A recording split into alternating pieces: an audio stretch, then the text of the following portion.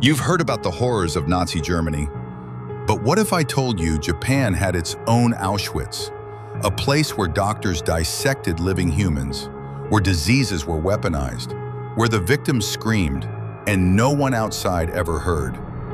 This was Unit 731, and the world let them walk free. In the early 1930s, Japan invaded Manchuria, China, under the pretense of self-defense. But what followed was a full-scale occupation, and behind it, a secret plan. The Imperial Japanese Army created a covert biological and chemical warfare research unit under the name Epidemic Prevention and Water Purification Department of the Kwantung Army. But this wasn't about water or prevention. It was a cover for human experimentation on an industrial scale. The unit's real name? Unit 731. Its commander, General Shirō Ishii, a brilliant but twisted microbiologist who believed Japan must master biological warfare to win its empire. Deep in the forests of Pingfang near Harbin in northeast China, a massive compound rose. It looked like a military lab, but inside, a house of horrors. Thousands of Chinese civilians, Soviet prisoners, Koreans, and even some Allied POWs were imprisoned there. They were labeled not by names but as Maruta, logs, because Ishii believed human beings were no different than wood, material to be used, burned, and discarded.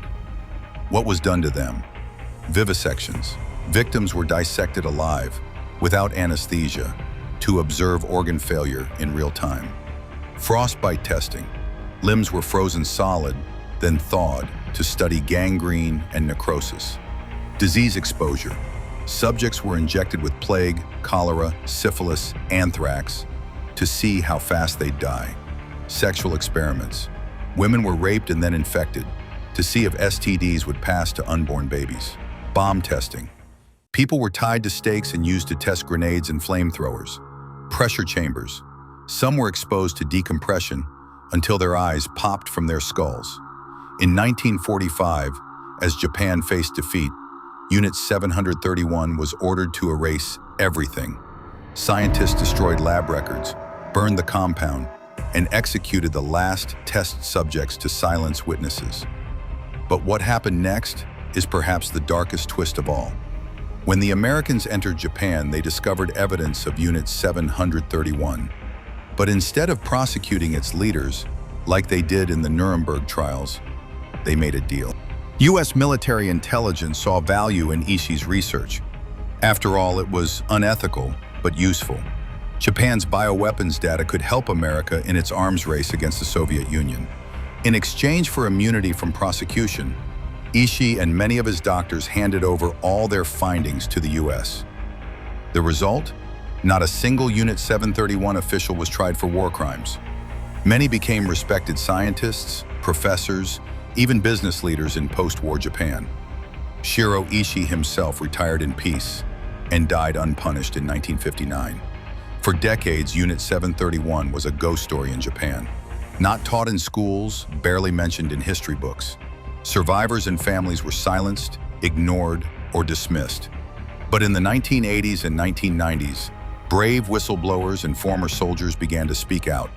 Declassified U.S. documents confirmed what many had denied.